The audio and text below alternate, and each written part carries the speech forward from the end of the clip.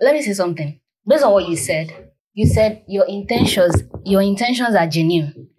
So in that case, you can actually decline and deny all those offers. Is because he's my boss. You can actually even promoted. Get more you want behind to decline promotion. You are not worth that promotion. This is your position. It's just like, see, they will come to you. It's not so. Whatever you're seeing there, majority, over 90% of them are not genuine. I actually smuggle 8 power bank. One person asks. Wait. I don't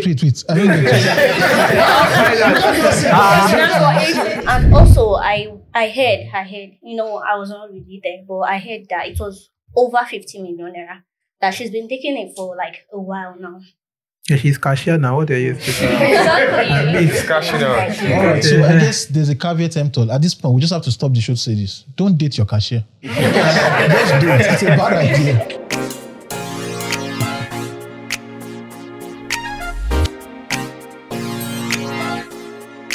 And we are live. Good morning, good afternoon, good night, wherever you're watching this from. My name is Ade Folami Agumbiade. I'm a public health physician, and this is the greatest show in the world. Right. All right, so and we have wonderful people. We have wonderful people with us today on this show. The Darkpore show is focused on helping young people start things, start new careers, new businesses, new families, and navigate the complexities around the way the world works. And in today's episode, we will be discussing how to approach an office romance and how not to. Okay, it's important, it's crucial. Lots of people are looking for love and their focus is in the workplace. For today's video, we'll be reviewing an article. It's an Harvard Business Review article that was published on Valentine's Day of 2019. The author is Amy Gallo. And we'll review that article. So to join me in having the conversation, I have a wonderful audience, wonderful panelists. So let's just let people get to meet you. I'm Amaka Ojo, Media and Communications Manager, Instagram ZAmaka, and I'm here to find love. No. You can say that again. It's Mlenya Damulekun. I head the marketing team at a communication firm. Instagram and do events by GHE. I'm here to exchange perspective. I am Praise Singh. Reina _praise. Okay. I'm here to share ideas. I'm a customer service rep in a medical firm. Thank you. I am Mayo Additional, an accountant. Instagram handle GM_graphics_. And I'm here to find love. All right, and I'm back. I'm the host, so it's good to have you. So we're reviewing this article. Esther, you read the article for us. The article is going to be displayed on the screen. Published in 2019, Harvard Business Review, author Amy Gallo, how to approach an office romance and how not to. So we're going to read the article in concert. That means we'll read it, we'll stop, we'll discuss, we'll share ideas so that those who are watching will learn from it. Okay, so How to Approach an Office Romance and How Not to by Amy Gallo, February 14, 2019. Lots of people meet their partners at work, and yet dating someone in the office is often frowned upon. Some companies even have explicit policies against it. So what if you and a colleague have been flirting and might want to explore a relationship? Should you steer clearly? What's right from a professional perspective override what's best for your personal life? Okay, so that's the question. You guys have worked in... so we're going to... I will throw the questions out at you. The panelists, you have the first line of jumping in. So the question is this: should you stay clear? You have a colleague you've been flirting, and you might want to explore a relationship. Should you stay away? Should the fact that you guys are working together and you are professionals, all right, get in the way of what's best for your personal life? Okay. It's your name again. Okay. Mayowa. Okay, so Mayo, your thoughts? My own understanding is companies have different ethics and policies guiding their staffs as well as the organization at large. So far, conflict of interest. In auditing, we call conflict of interest as independent impairment. So when there's no conflict of interest between your work and your personal life, or any other relationship against the company or your job or your profession, I believe it's fine. All right, so let me bring you back to the show. Should you? You've given us, what you've just done is you've just given us a lot of theory. And while it sounds fantastic to hear, what would you do? Have you been in such a situation before? I've never been in such a situation. Okay, so you can't speak to the issue. How many people have dated co-workers? And we say, okay, you want to say, let's say. Okay, finding love with your co-worker or with an individual at work is actually wonderful. I've not had the experience, but I've seen a colleague of mine, and it didn't end well. But you said it's wonderful. I'm saying in general, What happened? It didn't end well. Okay, the guy as someone he was dating, but the lady was so into this guy because probably they work together, they share ideas and thoughts and all, but I think it got so intense that she couldn't hold herself and she had to go meet the guy. And She couldn't hold herself. like she couldn't hold the feelings, the butterflies and all. So along the line, they got dating for about a year plus. Then there was this breach between them. The girlfriend of the guy began to suspect and all. The guy was avoiding her. Everybody was being biased. And there was another person who was also into this guy. In the same workplace. In the same And workplace. the person was not you. So I feel like dating someone in your workspace is not actually nice, because if we are to weigh the do's or should I say the advantage and disadvantage, disadvantage is more than the advantage. Okay, by the time we get to the end of the show, I'm sure we'll have a framework for navigating. Does anybody disagree with her? Can I speak to what they both say? So Maya mentioned Hampton Lane, and Maya mentioned something like conflict of interest. When there's no conflict of interest, why balancing your romance and your work? But for me, I have had feelings for those in the workplace, but I do find myself whereby there are policies against that. So it makes me cautious. I do steer clear of it once such arose. So I do steer clear because there's no how. It's very difficult finding balance between the two. Let's just be realistic. I've been there, and based on experience, just like what she said, you might want to try it out, but based Have on you tried it before? I was cautious. There was No, Baba. I didn't. You can see I've switched from professional. I didn't. I just avoid. In most cases, I approach. Okay, so let me get right now. You kind of like liked someone at work, Yep. but you didn't act on the feelings. Nope. Okay. Is there anybody here who has liked someone at work and you acted on the feelings? Maybe you dated a co-worker and then you found out that she was the daughter of the GM. And then you took the company along with the girl. Okay, so why do you think it happens? Why do you think people at work develop feelings for each other? It could happen like, let's say, love at first sight. Probably, okay, let me say as for me, probably I'm meeting this guy for the very first time. I'm joining the organization and he's my complete spec. So, And you know that on the first day. probably he's the one tall, dark, cute, outspoken person, and you feel like, okay, this person is well loaded, intelligent and all. So I might just fall in love like that, then get to know the person. Then along the line, it might be that I'm not just cool with this person, I'm not just compatible. Okay, so They are today Maka your was saying- speak, why do you think people fall in love? Why do you think people have developed relationships with their co-workers? Being in the same space with a particular person over time, that's for people who take time to fall in love. When you continue seeing this person over and over again, and like she said, that person is your spec, even if it's your principle not to date at work, when you keep seeing this person over and over again, you might start to catch feelings, you might fall in love with that person, even if it's against your principle or even if it's against company principle.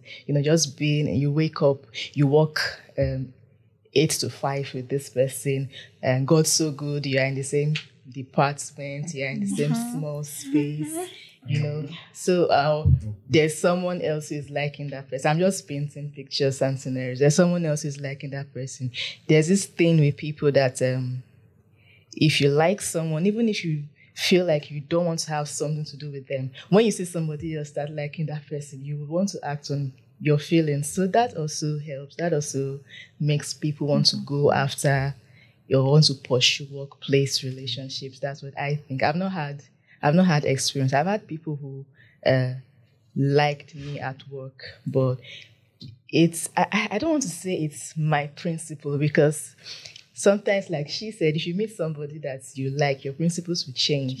I guess for those people, I just didn't like them back. So I don't want to say, oh, it's my principle not to date at work. No, I didn't like them back. Okay, no. Okay, so if you are the person that she's talking about, just know. Even on the talk show, she's still telling you that she doesn't like you.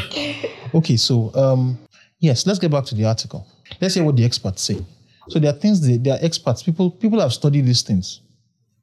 People have done research on workplace romance. And this is what they say. Okay, what the expert says.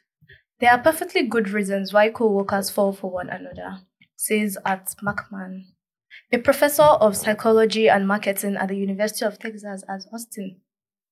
You spend a tremendous amount of time at work, and if you put people in close proximity, working together, having open, vulnerable conversation, there's a good chance they are going to be a romantic relationship, he said. Research shows that we also tend to fall for people who are similar to ourselves, says Amy Nicole Baker, an associate professor of psychology at University of New Haven and author of several papers on workplace romance. And the more familiar you are with the person, the more likely it is that you'll become attracted to one another. She says, if you've become romantically interested in a colleague, proceed carefully. Here are some things to think about. Okay, so to go into the reasons why people fall in love with each other. There are really 4 reasons. Okay, the first is the ease of opportunity. Okay, what do I mean by that? It's easy for you to give somebody at work what you guys call close marking. All right, before the boyfriend or whoever the person is coming from a far distance to toaster, you are seeing the person every day. So that's the ease of opportunity, so that you have that. There's also the second part. You're spending a lot of time. You can imagine just sitting down and staring at someone in the eyes is enough for your heart to skip a beat. Sometimes. Now imagine, particularly in Lagos, for those people who work in Lagos, it's not unusual for people to work together 8 to 12 hours a day. Okay? Morning. In fact, in some organizations, you have them, they say that you hear things like work husband, work wife. How many of you have been to an organization, you hear a statement like that? Because sometimes, so it's not strange for you to hear that either the secretary is developing feelings for the boss, whether the secretary is male or female, in either way. You understand? So that's the second. Then the third thing is this: the amount of time you spend with people makes it easy for you to see the similarities. Because you need to realize that it's at that particular point you may realize that you probably at the age of 5, your parents bought you the same gift set that you used to take pictures when you were 5 years old, and you have time to talk. Okay, and then the fourth reason, which most of us don't like to admit, is people just start having sex. Everybody's quiet. In most organizations, this happens. Okay, I had a friend who worked in a financial institution, and he said that there was a time in which after close of work, some people would stay back and they were having sex on the glass table, and the glass table shattered. Okay, people came back the next day to figure out what happened. And then it was at that point they realized there was CCTV footage. Okay, so those are 4 reasons. And then when people start sleeping with each other, feelings develop. Okay, so those are like 4 major reasons. We're not saying they are right. We're not saying they're wrong. For some of you who are watching this video, you fall in one of these categories. So, all right, because everybody in the studio is appearing like you guys are righteous and all that. We're just stating the reality. Okay, so those are 4 reasons. Okay, exposure can lead to attraction. And okay, so I would ask this question. How much time do you spend at work? On average, your work, it's not a leading question. I just want to have just how much time do you spend at work? A day. A day, yes, on average. 10 hours. 10 hours. Is that the same for you as well? Yeah. Yes. Are you sure you're saying that? When I get to office early, I leave late. Yes, average 10 hours. Does 10 hours, is 10 hours like the average? My job, Yeah. full day. Full day? Yeah. 19. 19. So, Oji, how much time do you spend at work? 24 hours. Okay, so you understand the point. So, and it's particularly, it's that's the reason why you would see cases of, in hospitals, for example, you hear of doctors marrying nurses. Yeah. In fact, the Yoruba people have a phrase. They say that the person you sleep beside is usually the person that you roll over on. Get so you just keep that at the back of it, because if you find yourself at work and you find that you're falling for someone, you have to sit down and ask yourself that, am I falling for this person because of these 4 reasons? If we are not in the same space, if we are in a different world in which these 4 things were not in place, the ease of opportunity, large amounts of time spent together, discovering similarities between each other, would you actually go ahead to develop a relationship with this person? So we'll continue with the article. Probably in addition to that, I believe when you spend a lot of time with someone, you will probably know their love language. And that can also add to it. I do not want to enter this view of love language and all that. How many women here, your love language is money? Your love language is gifts. How many women? Please, gifts. How many women, your love language is time? Everybody, I think. As you are, all right? As you are as a man, if I spend time with you and you're giving me money and time, and I'm not into men. Let's continue with the article so that we can make it through the article. Last thing she mentioned when she was reading was that you need to know the risks. That before you act on your feelings, it's important to think through the risk, and there are quite a few of them. So know the risks. Before you act on feelings, it's important to think through the risk, and there are quite a few. Of course, there's the chance that the relationship won't work out. And in that case, there will be odd feelings on one or both sides. Okay? There are also potential conflict of interest, as was mentioned by Mayowa. Right? You mentioned conflict. There are things they call, Markman references the dual relationship principle. It's an ironclad rule in psychotherapy. The dual relationship principle is also an ironclad rule in medicine and in most consulting roles. And it states that therapists cannot have any relationship with their patient beyond their professional one. Obviously, the same rule doesn't apply between co-workers. Many people are close friends with colleagues, for example. But having multiple relationships with someone will create what? Potential conflicts of interest that can be hard to resolve. He explains. For example, if you're dating your teammates, do you put the team's or the individual's interest first? There are also reputational risks. Your professionalism may be called into question, says Baker, especially if people don't see your motives for entering the relationship as being positive. For example, a boss and a subordinate. It's extremely hard for the boss to prove to everybody around that he's dating the subordinate because he loves her or loves him. People will look at it as there's a power distance. You're just taking advantage of this person. Some colleagues may think that you are giving your romantic partner preferential treatment or vice versa. Having a relationship with somebody higher up in your organization can create an alternate explanation for why you are succeeding. Okay, and so we'll talk about the dual relationship principle. And then I would ask a couple of, because we have to keep this at the back of our mind. Okay? Most of the time when you get into a workplace, you're expected to just have one relationship with people. And the relationship you're expected to have is just you are co-workers. But sometimes they are different. We have like social dual relationship. The person is your co-worker, is also your friend. Can anybody think of other dual relationships that might exist? Well, there's professional dual relationship. For example, you work in a space, the person is your colleague, professional colleague. Perhaps you are accountants. Yeah. You are also co-workers. Okay? There's the third, business dual relationship. People who, outside of the workplace, they are entering business transactions with their co-workers. There's communal. And most of us understand the way it is, how awkward it is for you to find out that you are working with somebody and then you now discover that you guys are living as neighbors. And so if you have fight at work, the fight will follow you. It's the same reason why people will tell you that they don't want to hire people that work on the same street as the organization. Because if the day in which they have to let go of you, everybody on the street will know Why? So we have those dual relations, and then we have sexual dual relations, people who are sleeping with co-workers. So usually it's advised, in fact, you are forbidden in therapeutic relationship, you are forbidden from getting into relationship with people that you are providing therapy to. Those are the forbidden and gray areas. So let's get back to the article. Sorry, please. How about a religious aspect?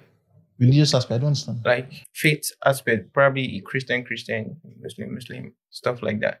Probably you go to the same church and this person is a pastor and is also your boss.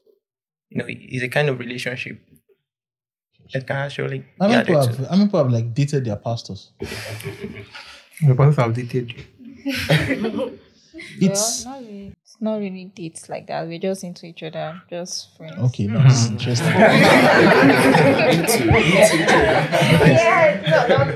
Not what you're thinking. So you're helping each We're other just out. very close, and everybody noticed it in church.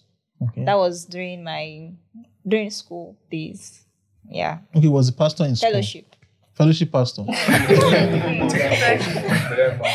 We're just cool friends, actually, but we're very close. So were you helping each other? Into me, well, it was not mutual. Did the pastor chance you? No. You didn't chance yourselves? No, we didn't. All right, so we'll leave that. Okay, so you have that as well. Yeah. Okay, so it's extremely hard for you to dodge religious dual relationships. Okay, it's extremely hard because you cannot say that you will stop attending a particular place of worship because members of your church go there. Those ones are hard to. But the particular ones that are particular of note are the sexual types of relationship, or the romantic, this type of relationships that there's a possibility of sex being there. And there's a reason why we're stressing that, because as we go in the article, you understand. Okay, so let's go ahead. The next, have the best intentions. Okay, before she reads, because once she reads it's going to bias. What are the possible intentions people can have? Workplace relationship. Bad intentions. They want bad. Bad intentions, for example. And they're good intentions. What do you mean They're by also bad? good intentions. Well, depends. How do you qualify it as yes, bad? Okay. Depending on where you are looking, or depending on the point of view. Say, I want to use this person to get to a higher position. Yep. That is a bad. Now, that is a good intention from my point of view, but from the other person's point of view, it's bad. One-sided. So that is one of the intentions, I think. Okay. What are possible intentions? Let me give us an example that is still current in the news. It's all over the social media.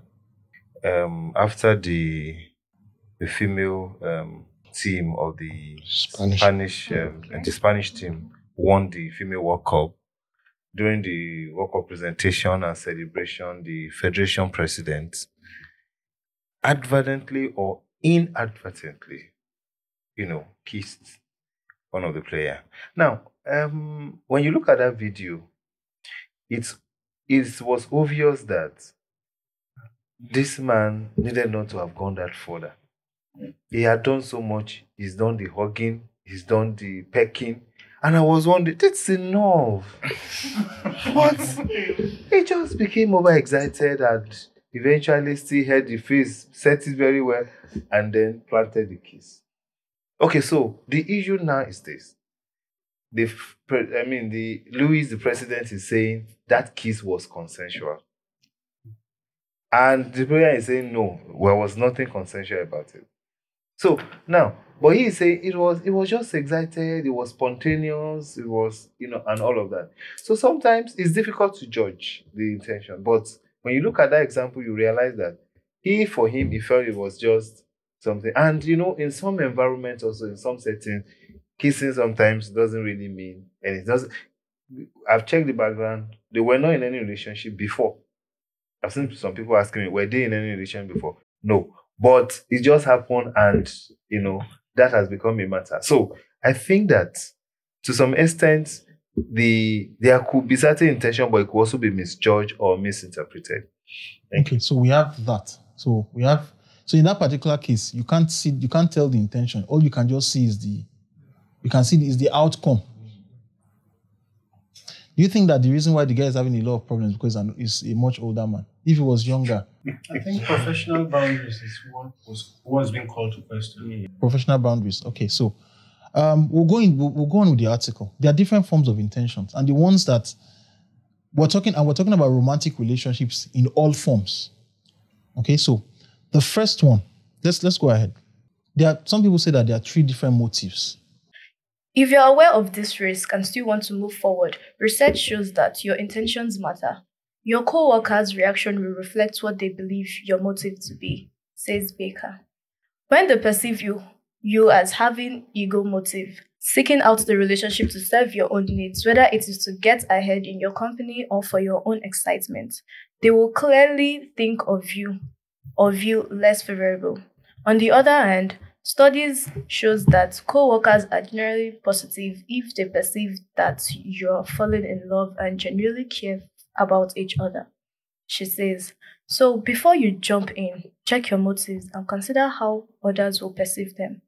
Having positive intentions at the start may also help guide against hurt feelings and misunderstandings should the romance eventually end. Okay, so according to this, so far right now, like say there are like 3 possible motives. We've mentioned the first being the job-related motive. The second is the ego motive, right? And there's a third, which, you know what the third motive is? Personal intention. Like probably maybe you want to extort the person. Extort? Yes, because you know the person is your co-worker and you know their income. Probably. No. This is the mindset some ladies have. Okay. Because they will feel, it's my boss. I know he earns more than me. And because of the kind of co-worker relationship, they will ship in their problems and all to extort from the person. Has anybody been extorted like that before? It do happen. From romantic interests? Yes. At work. At work. By romantic interest? Yeah, this company I once worked, the owner of the company was dated his cashier, and although I didn't really know what happened, but we actually found out she was extorting money from him. And the beginning of 2020, I guess, we discovered she actually took 50 million naira from his account. So, wow. Did you say 15 or 50 million? 50. Okay, where is she now? And they, around that time, I was actually still at the office, and they arrested her, and I was there for over a year, and I didn't even hear about it again. But Did she take the money once? No, she was actually taking it small. And also, I heard, I was not really there, but I heard that it was over 50 million naira, that she's been taking it for a while now.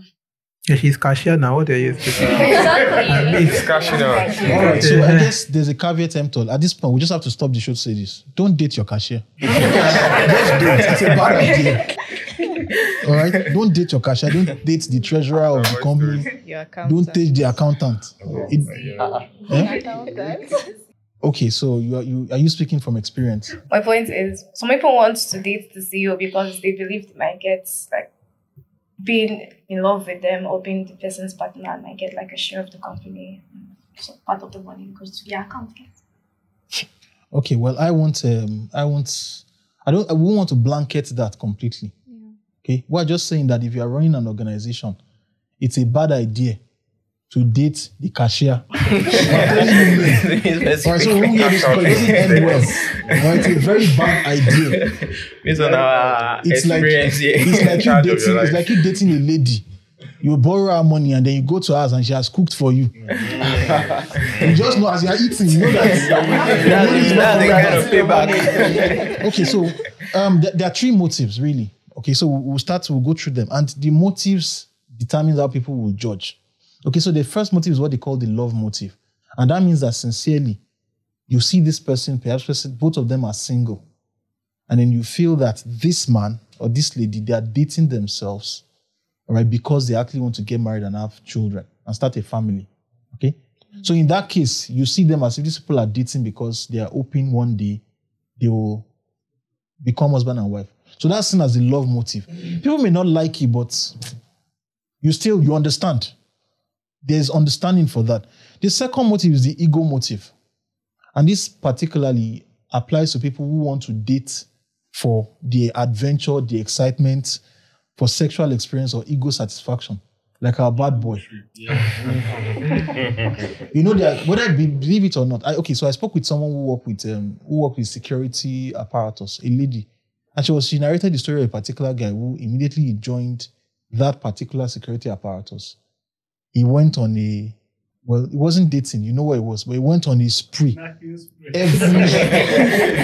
everyone. It got to a point where you're not even afraid of God. Everybody, the guy did not discriminate, tall, short, old, young. You understand? So some people want to note it. You get. And thank God we if you I can't mention it, but you know of people now who would say that they would date. They just want the idea of that this person that all of you are calling Oga. Yeah. Very true. Is begging me for that thing. You have women like that. Am I lying? Why are you guys looking at me now? No, you're not lying. Okay, so that's the second, the ego. Then there's the third, and that falls in the category you mentioned. What's the name again, sir? Adekola. Okay. So that's job related. Some people date for they desire advancement, security, power, financial rewards, lighter workloads, or even increased holiday time. And people usually frown on the last two. It's important. If you are dating because of ego, you want to count the number of conquests you have had, or if you are dating because you want to advance your career, in the workplace, just realize that it will create enemies for you. Okay? If you are dating, you have people, as much as possible, it has to be clear. Your motives have to be the pure one. Even the pure one, a lot of people will not, because you can't tell the person you want to marry, somebody else wants to Smash. Or pipe. So can I say something? Okay. So let's assume I'm dating my boss at work, and it wasn't my intention to use the opportunity to advance my job, but he's just looking at me every day and it's like, you, this girl, come and take advice. Come and take, just, it was not my intention. Just to use your I didn't stress. plan it like that from the beginning. I was in love with him. I just thought, but he just happened to be in love with me, and then he just wants me to keep going higher and higher. Does that also come under this category? Oh my, you go explain Kaya, do it. Okay, so Exactly. my colleagues would not see it like that. They won't say, oh, that wasn't her intention from the beginning. They will still see it as, oh, she's using him to advance her position. But from the beginning, it wasn't my intention. Okay, so how many people? You guys, please just... I think it doesn't matter now. Something I'm going to say to them. Okay? You see, your intention irrespective. Everybody is going to judge based on the information they have, and the information or what they can see rather is that you are using that relationship to actually advance yourself. Yes, it doesn't matter what you think. That's you alone and probably God. But nobody else gives a hoot about it. That's what's going on. Well, for me... that's the way the complication really is. Okay, so... No, I think I will see from... And what I was saying... Team Lane, right? Yes. Okay. And what I was saying earlier, what I was trying to... At the beginning of the show, I kind of counter what Maya said. Now, you're right. Your intentions are clear. As in, they are very genuine from onset. But there's this thing, the person you're dating, your boss, wants just like, he wants to secure you. Let's say the person just wants to secure you. He's just defining it. Let's just call it what it is. It's not ideal. It's not the best form. You maintain your relation, even after you might have discovered maintaining it in the workplace. Like the host mentioned, and you create enemies for yourself.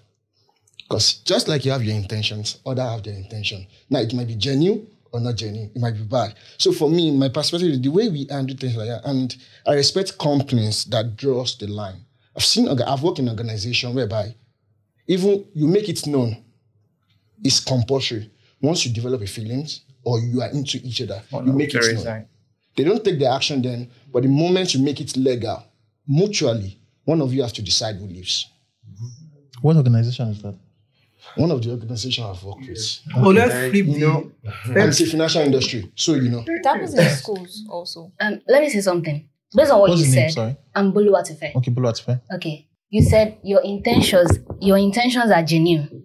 So in that case, you can actually decline and deny all those offers he's throwing at you because you know, oh, he's my boss. You can actually even get more behind the camera or It's whatever. conflict of interest already. So you can deny it, you can decline it. Do you want me to decline promotion? Because you don't, you are not worth that promotion. But what if you don't deserve it. No, you might be worth it. You might be worth it. So you have to compete with others. If you're worth it, no, you need to be conscious. You know, for me, I feel like the relationships that tie to it beyond your workspace. Now you've secured it, you're both genuine to each other, your boss wants you and he wants to secure you.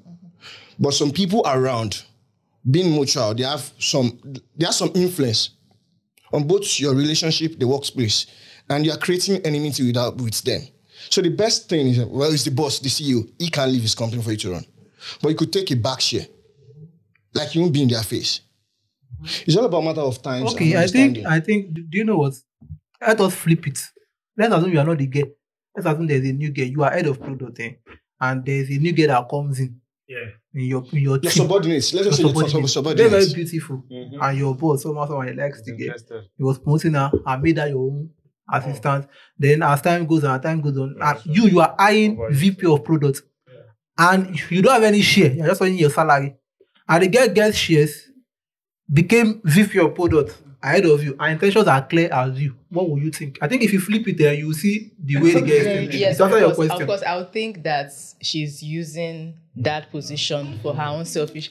But from that, forget what I am thinking. What is the reality of it? No, the reality is that let's flip what you say. Will you be comfortable, your boss, your own boss, your line manager, taking somebody, your subordinate, and showing feelings for her?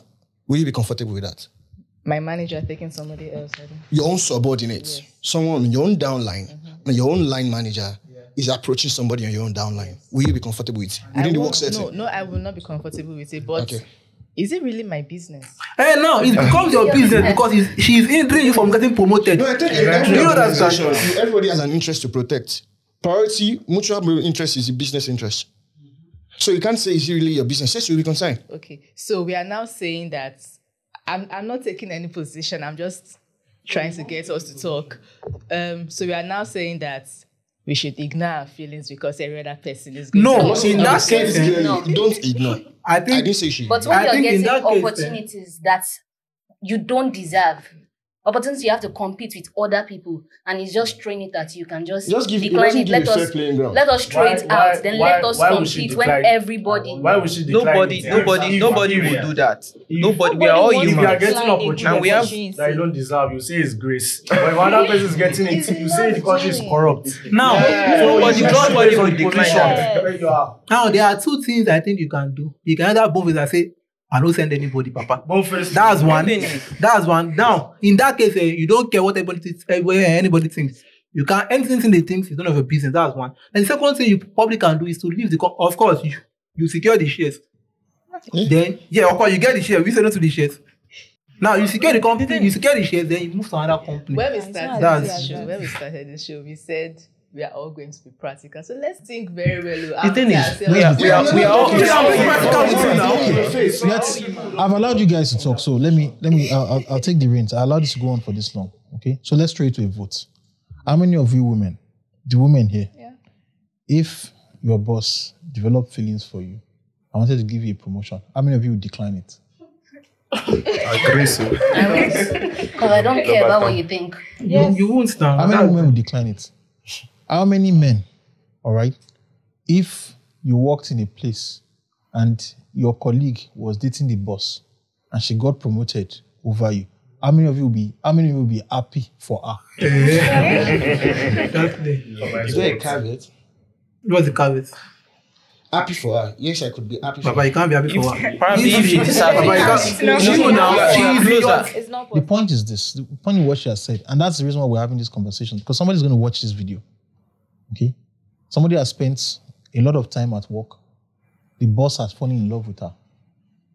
And then it's easy to love the boss back, particularly if the boss is closer to her in age. Let me ask you a question. The feelings that the boss is having, in this your scenario, is she and the boss, are they already having sex? Yes. You're already having sex. Okay, so that's one. They're in love with each other. In that and case, nobody's using Are they it. planning? Are they planning to get married? It could be in the picture. Then in that particular, so you already have your answer. Will she be offended if the boss starts having sex with someone else? Yes, she will. Definitely. And she's working for the promotion now. Then that's conflict of interest. Exactly. It's conflict of interest. And I will tell you this, for most financial services organizations, right, and for most therapeutic organizations, the boss can get fired for that. Because they will tell you, I allowed you to go on for so long. They will tell you that it's an abuse of power. Yes. It doesn't matter whether the boss is married or single. Okay, they'll just assume that you have used your power And position. over the person. That was the reason why this girl's issue was a big issue. Monica Lewinsky. She was an intern under Bill Clinton in his presidency. Okay, and there's also the flip side. So if your boss has enemies, they'll use you. They'll as much as possible, they want to destroy you just to get to him because they may not be able to handle him. There was a time when that stuff happened and that was trending. One of the tech companies that they were accusing the CEO and probably the CTO or CEO that they were pulling employees. They were trying to help them. You know what I mean by help? Yes, and they were even offering them shares. The stuff leaked one time and all that. It's almost it almost got the CEO, the executives fired and all that. So yeah. So in that case, there's nothing you can do. You just be explaining about. We'll take Gabriel had something to say. We'll take what Gabriel has to say. But I will paint a scenario. Let's assume you have 100 million naira. Okay? And you invested it in a small microfinance bank. And then you find out that the boss of the microfinance bank and the cashier are having a romantic relationship. And you have the opportunity to quickly pull out your money. Would you say it's good they are together, that they will be productive at work, or would you try to pull out your money? Instantly. So that's it. So in the overall scheme of things, it may be better for your career, but in the overall scheme of things, it will be bad for the organization. And that's the issue. Workplaces have to decide. That's one of the dilemmas we mentioned at the beginning of the article. Okay, do you pick your team's interest ahead of your own? That's why they are most times they are dating some organizations do. As we put it, that once they start dating somebody in the workplace, one of them just leave. Okay. Sorry. In some cases, once some companies allow that kind of scenario, once they get married, one has to leave for the other. Either the husband remains or the wife leaves. You understand? We'll eventually get to the issue of marriage. Okay. We'll get to the issue of marriage. I still have something to say.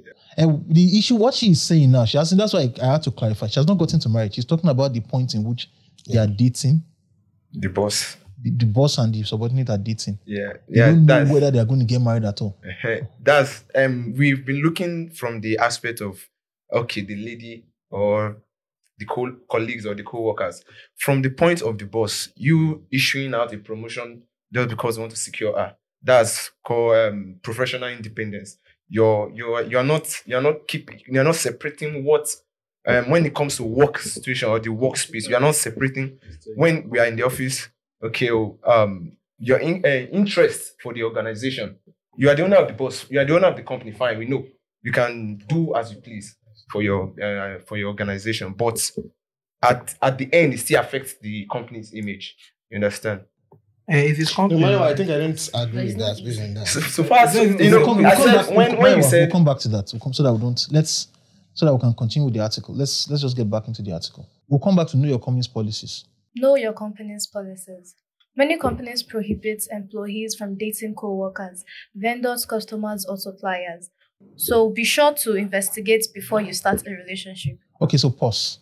So what this article is saying is that most organizations have policies with regards to dating co-workers, vendors, and suppliers, and you must investigate. I know of somebody, there was a particular, and if you can, Dr. Olubiton, you can support me on this.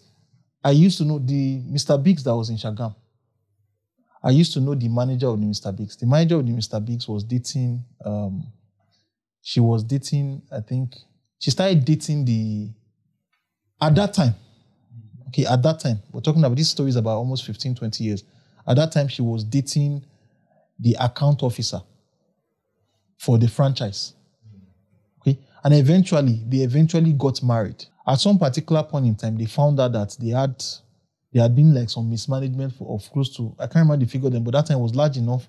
It was almost equivalent to the amount that the owner of the franchise used to set up the franchise. That was the size of the, and so she got fired. I'm not sure. I think the husband also got fired too from the bank. You understand? So those are things that you have to, some people will tell you that if you are dating somebody who is outside the organization, but is a vendor to us, you have to let go. Because they won't want you to favor that particular person because of that relationship. Okay, so let's continue. What if you have a situation where the concerned parties they're like James Bond, they keep it very, very covert, and there's no sign? What happens in that case? Is it that it's to be left to this party to do the right thing, or is there supposed to be like an investigative arm of every organization to trace such? I don't know if you get my question. Do you think that people can work together in the same work? So it's not possible. It's not possible to the code it because One of sense of entitlement. There's what we call sense of entitlement. When you are dating someone and you know this person has access to this thing, you will be entitled one way or the other. We are all humans. You'll be entitled one way or the other. So, and they said, to whom much is given, much is expected. You know, what? I have a boss who used to say, the guy that is philandering thinks that even his neighborhood is blind. That's a Yoruba proverb. That's what I'm saying. What is saying? I won't say those are not good intentions. See, let's be sincere that if they are coded enough, there's no word like coded. It's actually defined. If you're coded about it, there's no end goal. The motive is clear. Smart. Be benefit to me, be benefit to you. Let's keep it to that. That's not a genuine. I won't say that. It's transactional. It might not necessarily be because they want to smart. Sorry, nobody's pointing out if it's genuine or not. Let's forget about the motive for this relationship. For how long but two people just understand that maybe for whatever reason it is, I'm not ready to lose this job for any useless point or philosophy of conflict of interest. So let's just keep it on the down low like that R. Kelly song. What are we supposed to do? I will just use one word. That person is, will I say, not credible or morally corrupt. That's a thing of ethic. You're not being genuine. You're not truthful to yourself. You're trying to beat the system. I could tell you. Yeah, of course. I'm talking about that. Yeah. Okay, you beat yourself. You beat yourself. And the problem is that. No, I'm only asking a question. Let me ask you this. Are you saying that you would advise that if people work in workplaces, people who are romantically linked should keep it coded? Is that what you're saying? I'm not saying that. I'm only asking a question. I'm saying benefits to it. Of course, to the party, there would be benefits to it because if there's no benefit, nobody will go into any relationship. Okay, so you see the benefit. Can you see the problem with keeping things coded? Yes. Yeah. Not even to the company now. Can anybody see the problem with keeping things coded to the people who are coding it? Yes. Can I address that question? It's selfish. No, not selfish. It's not a matter of selfishness. Can I address you can't see the risk. Disloyal. So okay, I'll point to the risk. Okay. Dr. Olubutan. Yes, thank you. So, and I will address it. I'll speak to it with this example, real life. So, I had this staff, and these staffs were into a thing. The guy is married with kids. If I had completed his family, but the young girl was just coming up and needed help and all that. So, maybe was getting help from the man, and then the man was also receiving help in return. But for all what not, you don't get to know. They just coded it. You don't get to know anything. Even that staff didn't know, and they did that for a while. You understand? So, but you see, the truth of the matter is that it also affected their work, both of them, because in my assessment I realized that at some point they had issues. Because of the issue they had, I realized that this person who was supposed to be a manager could not even have a modicum of respect couldn't get a modicum of respect from this lady. Then I began to suspect that there's something wrong.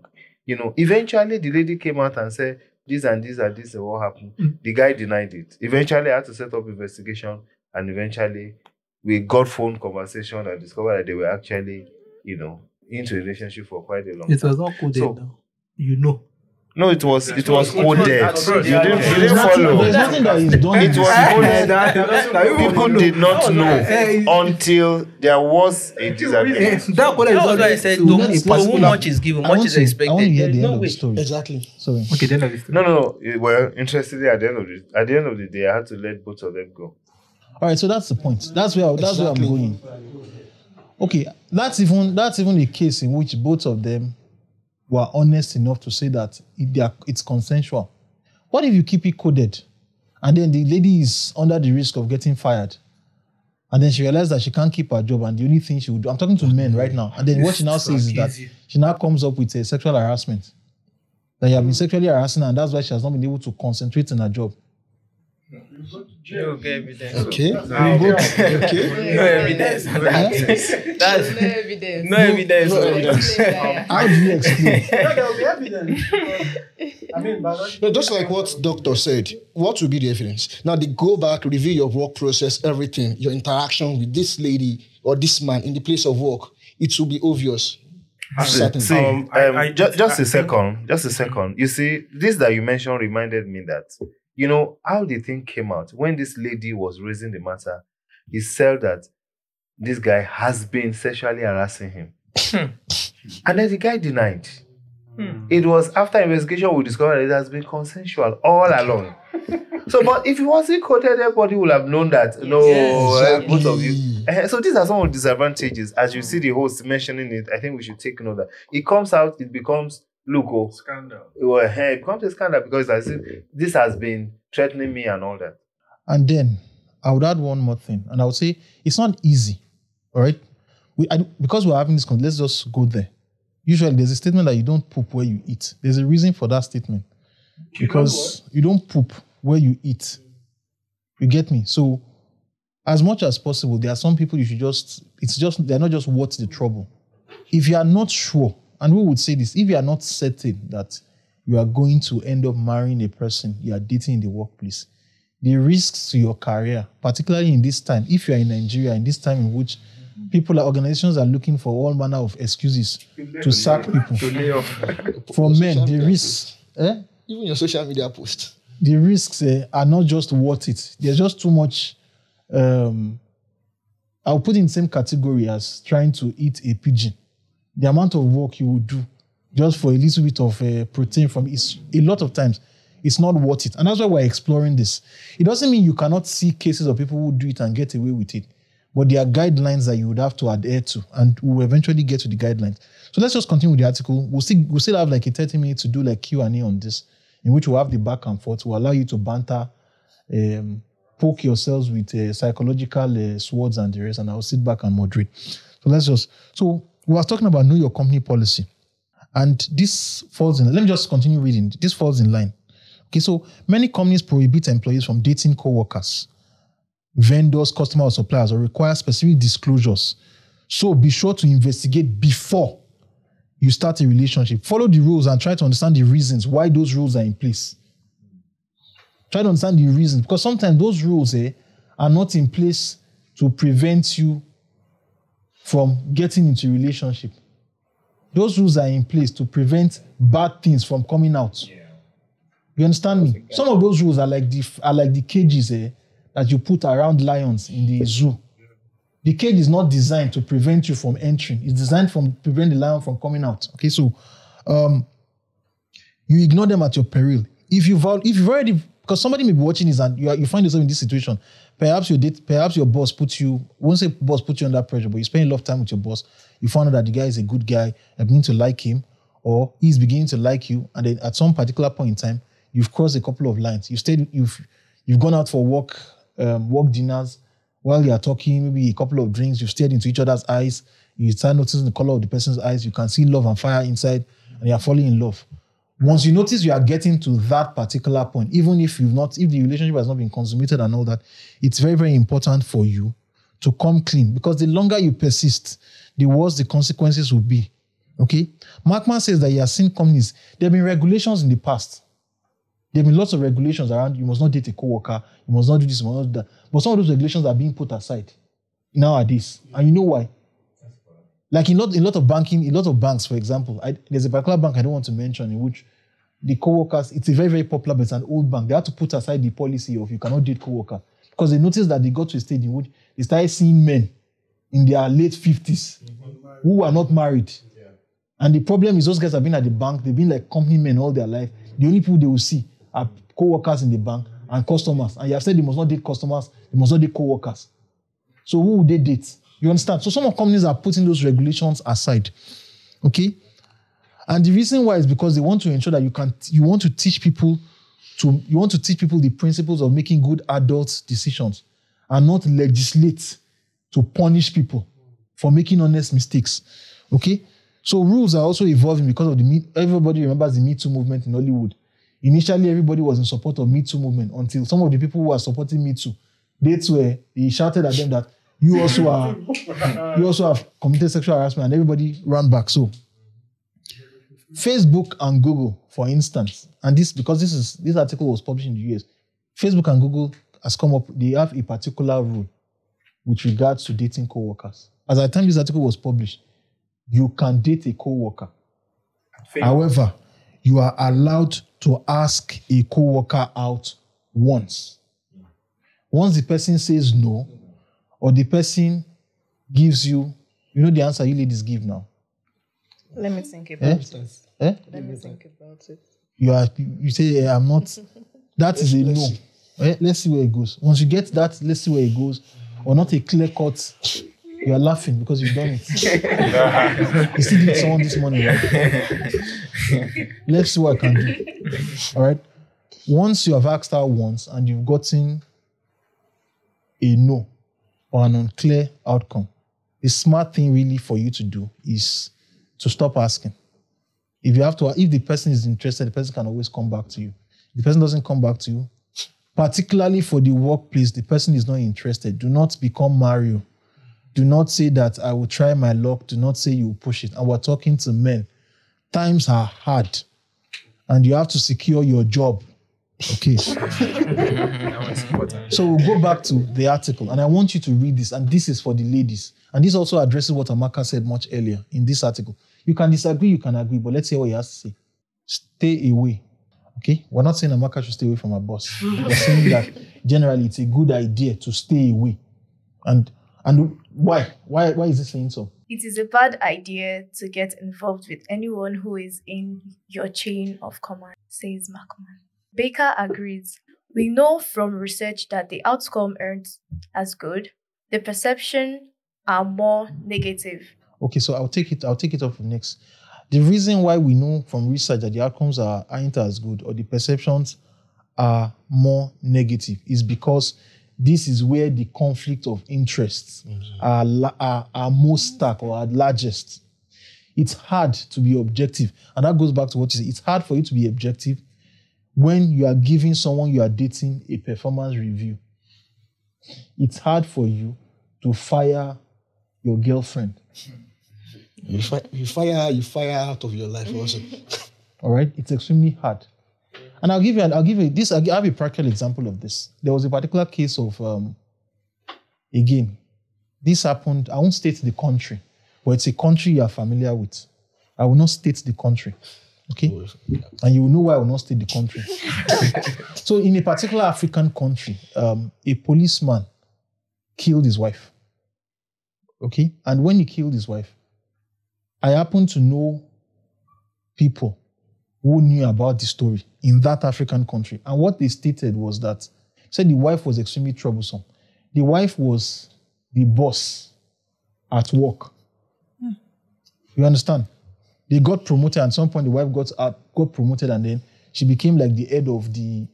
And if you know the way the police force works in a lot of African countries, usually, if you are married and you're in the force, they may want to tend to post both of you together in the same place to keep your family together. So as a result, when they will get home, sometimes the wife found it extremely hard to break the chain of command because at work, she's the one bossing the entire unit and all that. if he gets late to work, she has to discipline him alongside with the others. Okay? And so sometimes if they give them things to read and people come, because so for example, some policemen, you have to read reports, you have to write reports. When people come to work, she will pick on her husband and say that, I know that you have not been reading up on these reports because I know what you spend your time doing. The husband got tired and one day the guy picked up the gun and shot her. Okay, so in that particular case, so that's the flip side of it. The flip side is the fact that you have, and it works both ways, so that you don't feel that I'm chauvinistic or so. You also have men as well who are forced to ill-treat their girlfriends to prove to everybody that they are fair. And that translates into bad performance in the relationship down the line. So it very rarely, you cannot be objective. Okay? Also, the next thing, and this addresses the issue they were saying in response to what you were saying the other time, and say that you don't want people to think that you're being unduly favored. It can erode your own confidence and hurt the team's morale. Both experts acknowledge that boss-employee romances do happen. Okay, and sometimes those relationships work out. However, there's something you would like to consider. They will suggest that if you want to date your boss, one of you should be ready to resign or take a transfer out. So now you are saying that do they hide it? One of the controversies we had before was that should they hide it or should they keep it? And Dr. Lubiton, you're of the opinion that if people start dating, they should announce it. Are you of the opinion? Yes, I believe that if you truly love somebody and the love is genuine, you should have no reason to be ashamed of it. You should be confident and be able to profess it. Even God professed his love to us. So we should be willing to profess. How many people disagree with? Provided the organization accept. Do you disagree with him? Let's go back to let's go back. Let's be practical now, because we understand that that's the standard thing to do. Yeah. But are there circumstances in which if you announce the fact that you are dating somebody in the workplace, even though you are genuine about it, it can backfire? If it's in the policy, you have to choose. Is it your food or your feelings? So in that scenario, if it's not in the policy, then just lock you have to hide it. Okay, so let's assume that there's no policy. Then you need to speak out. Because there shouldn't be a repetition of that with another lady. Just to counter your thoughts and Oji's thoughts. You've been counting this guy for his money. Let's look at it from here. If you feel like, if it's not in the company policy or something. But this is the truth. Now, okay, let's say within the scope of work and your relationship, and what the doctor said, he said it's normal.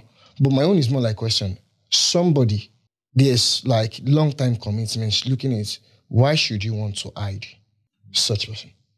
Why would you want to hide such a person? Yes, I'm supporting. Will not be involved in the matter. Because No, if that's the genuine. I just want to taking something else. Okay, I just want to you ask can that, only why know would your you want to? intentions. You can't know the other person's intention. So you need to create an awareness for everybody to be aware that, okay, this person is for me. Because if you don't do that, what if the other partner is promiscuous? The person might end up playing the game he or she is playing with you with another co-worker. Exactly. The question you are asking is the same reason why people don't post their partner on social media. I do ask the question, what's the risk involved? What's the risk involved? It's just your personality I see in here. No, I'm just asking. Yes, I think it's my personality. Okay, let's answer his question. What's the risk involved? What's the risk involved Yes. if you are dating a co-worker and there's a policy that you don't announce? There's no policy. No, there's no policy. There's no policy. If people have different, if I am dating somebody in the workplace, of course, if you announce and everybody knows about it and something happens, and maybe even though the person is guys and you are trying to go and support the person's motion, everybody will bias against you now. You can't explain to them that you are being fair. How do you want to do that? I'm not saying provided is allowed. I'm just saying, If Do you agree with him? Yeah. I really don't know. Oji, should I counter you? please counter. Is there anybody that disagrees with Oji? Yeah, who agrees with me? Who are not I doing it? disagree with him. I kind of agree with you. I No, am because default. I want to. The ladies have you been for some reason. You guys have been extremely quiet. Let me ask you this question. Okay. Okay. So this is it. Most times. Okay. I didn't want to go there, but let me go there. Is there anybody here who is in a relationship? A lady that you're in a relationship? What's happening here? Sorry, during the introduction, I heard a lot of them saying they're looking for a relationship. Okay, so you're looking for love. Right now, as I speak to you, do you have any ladies here who you have like 4 or 5 guys who are coming after you? Okay, no, when if you look at your message, if you look at your Instagram, your inbox or so, you have several people who are like Bafumi now. You have that. Yeah. Definitely. Okay, so now what do you do? And this is the question now, because it's easy for you to say, okay, when you are dating someone, you should inform them in the workplace. But what do you do when you have several people who are asking you out in the workplace? And then you realize that once you say yes to one person and it is publicly known, automatically you have 4 enemies. Because you know the way it is. Not to be It is short. when you have a good friend and you tell the person that when the person asks you out and then you say no, you know what happens? What usually happens after you say no? It's the expectation. Esther, what happens? Friendship kind of like ends. He will stop talking to you. Yes. You see a guy will shun you. Start giving you space. Start giving space. Okay, so how do you handle that situation? Because we're talking from the point of view of men. The man will get yes or no. What does the lady do in that situation? I think that's what price. Is there anybody who has found himself in that situation? People have to just be decisive. You need to be Forget about responsible work. for your School. decision. Exactly. Forget about work. Right? You need to be responsible for For your decision. neighbors, people on the same I place want with to. I you. really want to, because the ladies are quiet here. Young men who are listening to this because this is the issue now. A young man is in the workplace, is thinking that should I take the risk of asking you out? He's thinking, he knows that if he takes that risk and asks you out and he gets a no, or he gets, I don't want to be disturbed or whatever, he can get fired or something. So now I'm asking you, how do you handle that situation when you have multiple people who are asking you and all of them know themselves? And you're not certain which of the 5 you would say yes to? Okay. One, I thought you already removed it, like maybe the company is not against you dating. Yes, yes. We're taking that out of the Taking picture. it out. Picture, yes. Okay. So now you have This is what I'm saying. The company is not the company allows co-workers to date. The company allows people to ask out once. Because that's where most people are going now.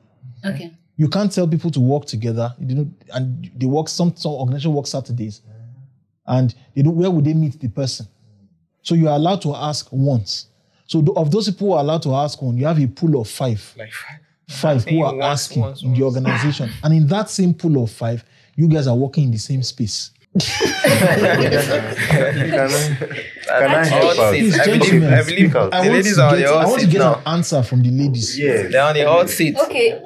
We're not going to say anything. We're not going to leave here until we get an answer. Okay. For example, now, let's say, okay, let me use myself as an example. Let me put myself in that position. There are 4 guys. We work together. Before I can say yes to one, there is something the guy actually has that the other 3 does not. So that's why. Now. How do you know? At least maybe we've gone on date. We work together. 1. We've gone on maybe 2 or 3 dates. And Will you go on dates with all the 4 of them?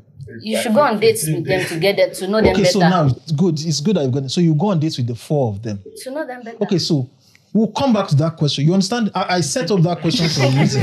Yeah. Okay, so now you go on dates with 4 guys in the same organization. You've not said yes to any of them. How do you handle the look? Because now you now become What is going on dates? no, you now become the person that everybody knows is going on dates. It's everybody. Not All everybody the will know guys. I'm going on dates. But The people you go on dates will know now. They will tell each other now. That they Definitely, should. guys are that way. They will say, I don't understand. What is it?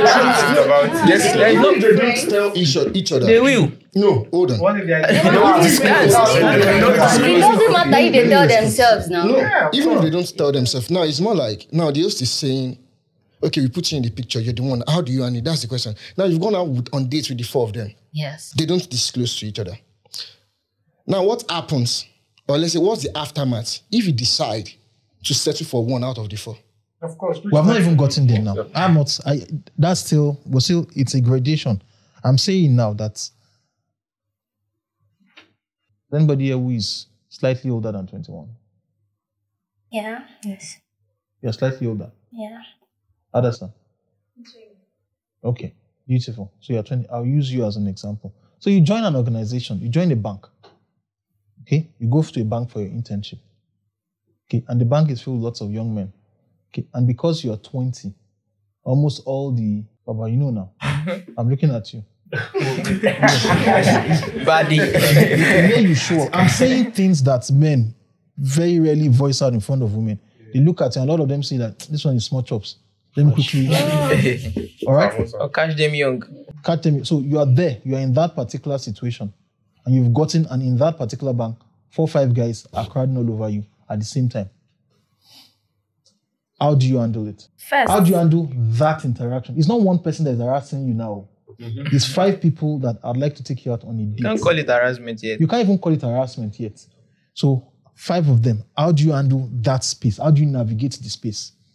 First of all, it starts with you. It depends on how you portray yourself before them.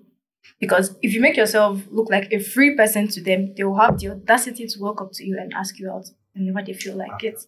I'm not saying you should. Regardless of how you. I am not saying okay. you should. Regardless of how you present yourself. If you give them green lights, they'll keep going for. If you like, I red light. Honestly, maybe alongside with you. There are ladies that they don't want this person, but their body language will tell you that okay, come close. Okay, then you'll be offensive. If you are not defensive, you'll be offensive. Gentlemen, that's just it. We can't do this. Okay, now we are getting there. Okay, we're not talking about, again, I will rephrase, because relationships, you just, it's not like you just wake up and people just give you wedding IVs. Mm-hmm. There is a process that gets them there, and a lot of that process is uncertainty. Most of you know the first day you meet a girl and you don't know, will she like me? Will she like me not? Most of you know the stage in which you are with a guy and like, he has so many female friends. Does he like me? You know that uncertainty. We're talking about that space. Okay? And I'm putting them close to your age group, because if I put it close to 50, 60s, most of you will shout. So similar age group, single people like you just join an organization, you are an intern, 5 guys want to date you, same organization. That's uncertainty. And you are also open to get into a relationship. With one of them. With one person. Maybe not one of them, but one person. But you are expecting that. How do you handle that situation? Because that is romantic relationship at work. And don't say lady. And you cannot say that. You cannot come out and start saying, this person toasted me on Monday, this person toasted me on Tuesday. You can't come out and do that. Actually, I found myself in like a scene like that. Can you put the mic? Okay, so how did you handle the scene? I went to lunch with like 3 or 4 of them, and at lunch, like by talking, they will say some things and you like get to know, maybe, although you might not really know who this person is, but you actually know this is the kind of person he is. So I found out one of them was actually a flirt, and the other one was like, she's a bit close to me, so I just have like maybe opportunity comes but once. So he has the opportunity, like he's really close, so he wants to just make use of it fast. And there's one other one who's like always on my neck, and I just feel like I don't like this person. Like I don't know what to do, but this person is just here. And there's this other one who's like, like I am not even looking at him because like I don't know. So what I did was like I didn't respond to anyone now, although I went to lunch several times. But free food. Exactly. I went to lunch now. My money in my pocket because so I just like got to know them more. That's just so after knowing them, what happened? Nothing happened. So you didn't pick anyone. I didn't pick anyone. Because I felt like at that point I know what I wanted and none of them is actually giving me what I wanted. So I What didn't did take you want? a serious relationship, of course. But the guy that was on your neck was serious. So okay, me and Bad Boy, our eyes click when you're saying what you want. Yeah. What you want, right? And we laugh. And I think I get his message. He said, okay, they would display who they are to you. Okay, let me just release this now, guy. I could say they will let you know. Since they have intention, we always feel, guys generally, we always feel like ladies have a standard I have to live up to. Like, I have to create a perception. And I think that's why he was smiling when you were saying that. I can tell you on the first date, well, you said you went on a series. On the first, you didn't eventually decide. But on your first days, I can't see, unless you know what you want, but you might not really get to know it. And let me tell you this, I have like a series of male friends, and I sometimes I observe that they will actually portray themselves to you the way you want to see them. You understand? But deep down inside, there's this.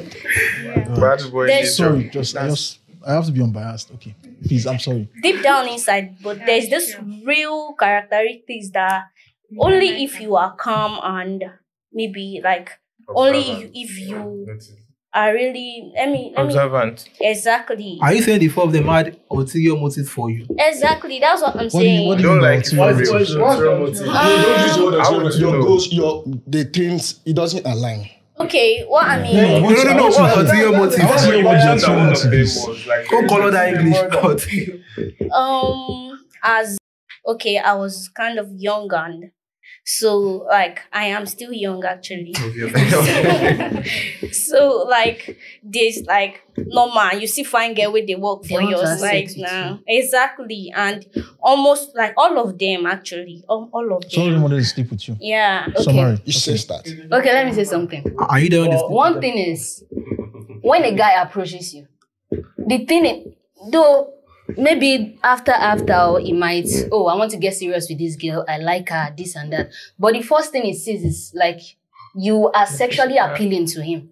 So he wants to have sex with you, irrespective of if you're good or not. Okay, So it depends on you to know. You can't just assume that. Don't talk on our behalf. It's not acceptable. Guys, no. You've said a general statement now. Gentlemen, is she happy? No, That's Okay, wrong. That's so wrong. guys, we are convinced by we are only convinced by what we see. So your statement is that every man, he sees a girl, he sees her, he wants to knock her. Yes, That's your summary. that's your ulterior motive. That's You the want to ulterior. knock Every her. man is like that. That's why I want to extort money from you. That's too If general. every man like You will that, still want to bang her. You still want to bang How her. many men here are saying that the sexual appeal has nothing to do with the very, very first day? The very, very first day you spoke to a lady. It doesn't just see your There answer. now, we are opposite What's sex. How many of you are saying that she's wrong? That when you see a woman, you are not thinking, you don't have sex on your mind. Please, can I call out this guy? You guys Honestly, she's wrong. You are forgetting you've been on this show before. How can you say she's wrong? I'll tell you why. I'll tell you why. You cannot generalize things like that. Because of some certain guys, Beyond because some certain guys sexualize women on just seeing them. Or I cannot Okay, say like for you real. just- yeah, Men you can't naturally trust. we You are can't attracted to what we see. That's the fact. So what is the attraction for? It's not sometimes it's not just seeing a girl that you just decide to say yes I want to. Sometimes maybe probably the way she speaks, not just as sexual or body or shit. Probably that's the truth now. When It you are doesn't have to be ashamed. It doesn't have to be. Okay. So let's just come back to. Let's come back to. So continue your train of thought, Okay, please. so it depends. When I mentioned go on dates, Amaka was like, why will you go on dates with different men? Yes, I met them at work. We are working. I only have a work relationship with them. Now you're asking me out. Oh, I want to get to know you more than this workspace. So that's when we go on a date. On the date now, based on, what's your name, please? Based on Ayobami, she was like, the way the man treats her or do that. What I feel we ladies should look out for is the way he treats others, people around him, not you. Because he wants to paint a very fine picture about himself to you. So if you're looking at it like, wow, this guy is treating me like this, a gentleman, you're actually very wrong. Because he's painting a picture for you, not out. You are speaking with the assumption that every woman who is going out on dates with men Yeah. plan to marry them. That's an underlying assumption, what you said. But I will tell you that from experience of men here, there are also women who go out on dates, who just go out on dates for the fun of it. Yes. Exactly. So, and we are being practical. I'm not saying it's right. I'm just reporting it. Which comes back to my question, because the conversation today is about romance in the workplace, and I want to keep us on point. And what I am saying right now is this: if you find yourself in that situation in which you are a young lady in a work environment, and then there are so many men who are interested in asking you out, and the workplace policy allows men to ask once. All right. In that situation, would you declare all the people that are asking you out? Would you announce that this person is asking me out, that person is asking me out? I don't need to. You don't need to. You see where the problem is with this conversation now? Because in workplace, we just said right now that you are supposed to disclose when you are dating somebody. I'm only committed. Who I'm dating, not those that ask me out.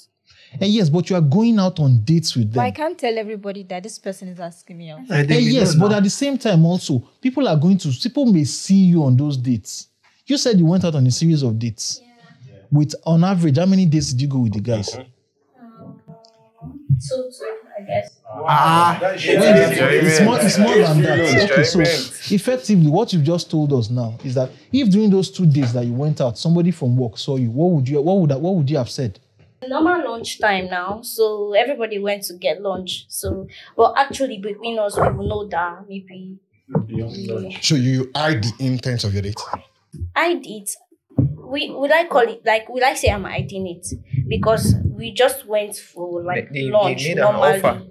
Okay, so that's the question right now. How do you manage that interaction? We're looking for after you said yes to one. How do you manage? You understand the space I'm talking after about? She has said yes to one of them. Yes. No, the other 4. What I'm saying is that she has not said yes to anybody. Anybody. But she's in that space in which multiple people are asking her out. And she's spending time with them to get to know them. But she's not committed to anybody. How do you manage that space? I'm asking ladies now. Or how would you expect the guys to manage the space? I feel like they should just give it time. Seeing somebody for the very first time, probably because she just joined the company, you might still see her like, okay, she's this perfect being. You like her, probably she's your spec or personality, you just like it. I just feel like you should give it time. 4 guys cannot approach me the first time or the first week or the first month, and you expect me to answer one. I won't. But I'd rather give it time, because there's something like, okay, once we continue to work together, I'll get to know you. I'll get to know. Probably we have the same. Have you been in that situation? It's not up to 4 guys, but they're just 2. And I have to give it time. Along the line, I got to know that, okay, we are not compatible. I don't like them. With both of them? Yes. So I have to give it time. Even if you ask once, and probably along the line, you guys get to know each other, then you like, something will trigger it. The person will still ask again. Or you will see the green light from the lady. Then you guys can move on. Can I ask you? Okay, so we'll get back to the article. I wanted to go around this too. We'll come back. I'll get back to the article. So let's get back to the article, please. Okay? This article is saying some things, and I don't particularly agree with this part of the article. But we'll read it out. And this is what it says. It says that, besides, if you don't tell anybody, people will still figure it out. Baker says that clandestine romances tend to have poor outcome and can be corrosive to other relationships. Secrets tend to erode our trust in one another. And when the truth comes out, people are going to feel lied to, she explains. Keep your disclosure simple and straightforward. Okay? You might say something like, we went on a few dates. But I'm sure you can understand that I don't want to get into more detail about our personal lives. Now, this particular piece of counsel applies to ladies. And the reason why I'm saying in particular is because we've seen people in that situation. A girl comes to an organization, everybody is toasting her, the boss is toasting her, and then she's playing all of them masterfully. The author of this article is saying that if you find yourself and you're a lady in that situation, if you probably may want to announce and tell people that, okay, I saw you so and so person. Yes, we want in a couple of dates. It's not going anywhere. Okay, and the reason why that helps, okay, is so that you do not build a reputation in the workplace as somebody who is philanderous or sleeping around. I agree 100%. You understand me? Some of you may not. People have seen people in the workplace in which you say, so and so my love, this person my love, that person might love. The person comes in the workplace, taps and plays with, flirts with all the men. All right? The first week probably is fine. The second week might be. By the third week, it becomes like open hunting season. And managers don't want to find themselves in those situations in which they see somebody and as soon as he walks in, all the men are distracted. The author of this article also goes forward to continue, and this is what he says. He says that make sure that your manager is one of the first to be informed.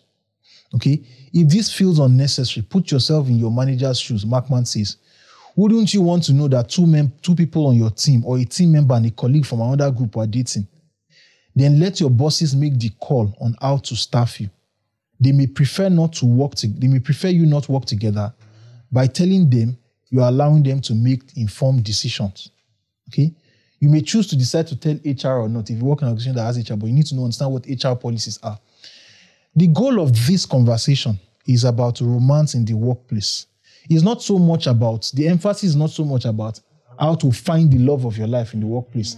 The emphasis of this conversation is to go about navigating the situation around finding love in workplaces in a way that will increase your chances of finding love and ensure that you do not get fired.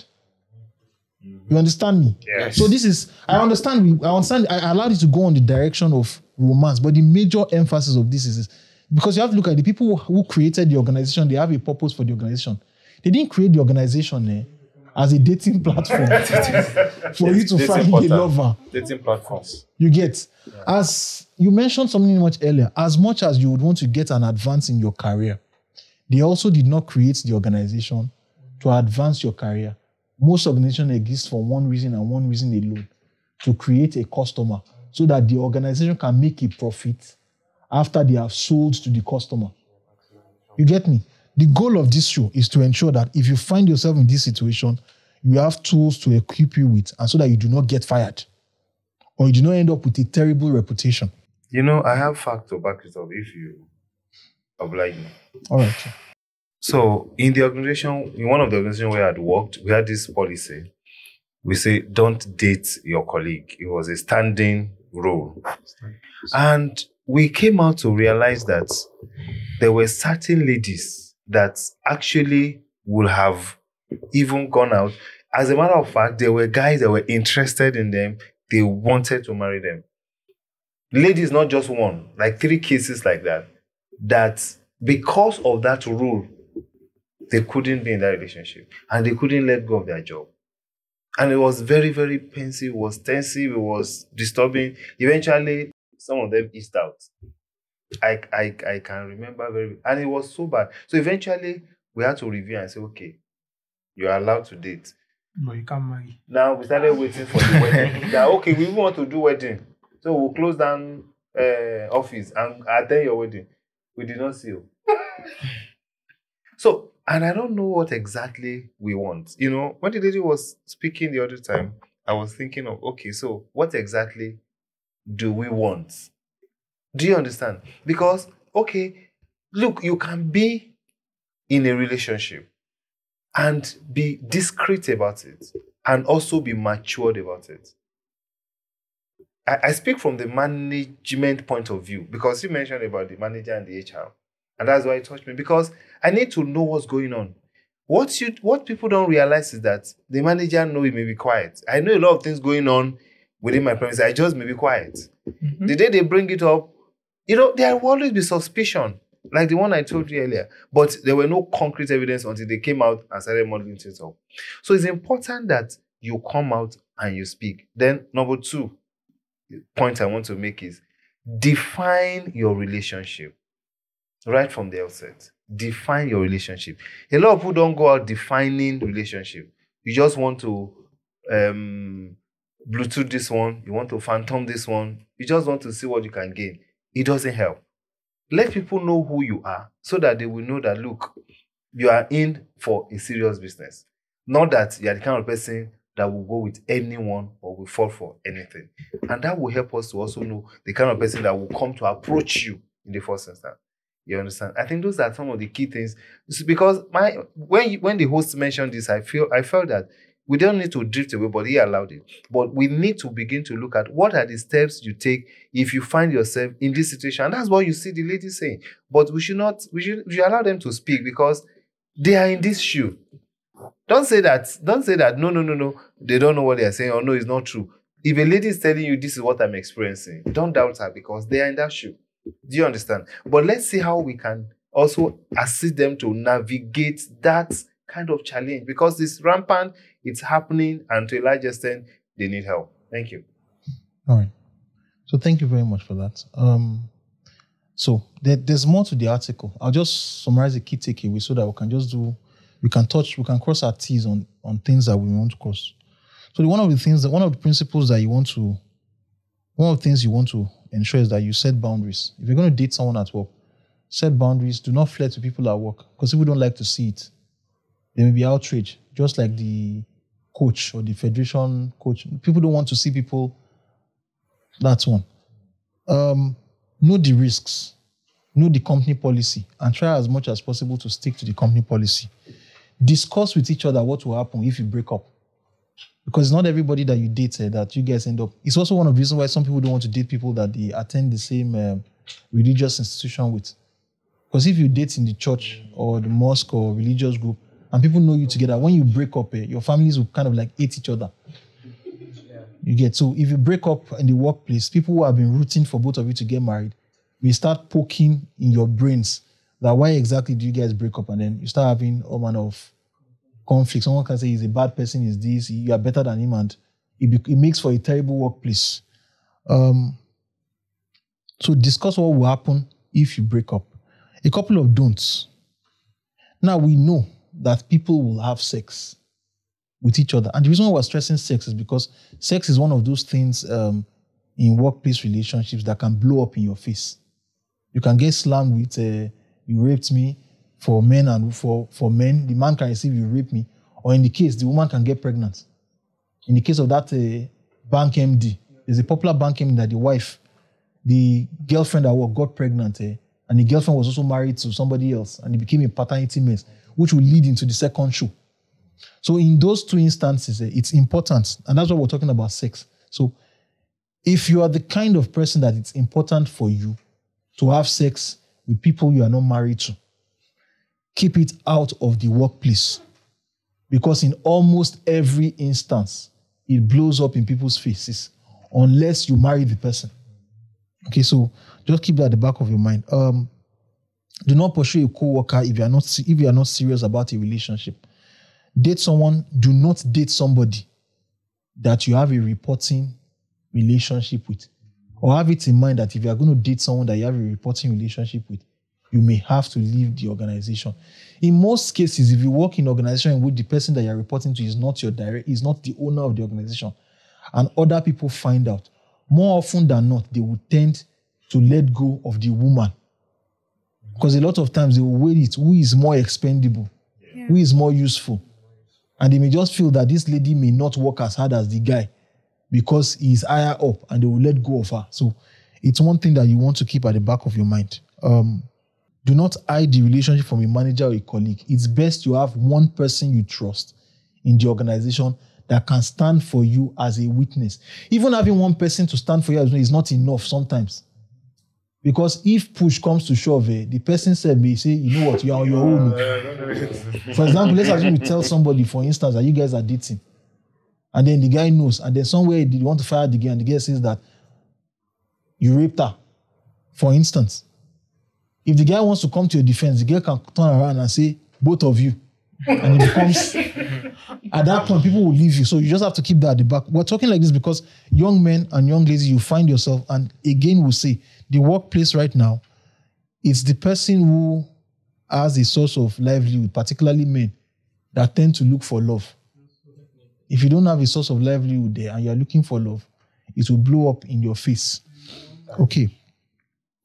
So there are a couple of key takeaways. In whatever it is you do, ensure that you get consent from people. Again, do not force yourself on whoever does not want to be in a relationship with you. Both partners have to be single. Otherwise, what you guys are just doing is you're having an affair. Okay, so we'll keep that at the back of our mind. And then a couple of other things. If she doesn't like you, it may become sexual harassment.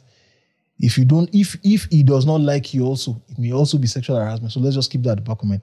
So that's those are the essential points. The article is on the Harvard Business Review, published in 2019, February 14th, Imigalu and all that. So that's the article. So let's jump in the Q&A. So now we've gone through the article. We've said so many do's, don'ts, and all that.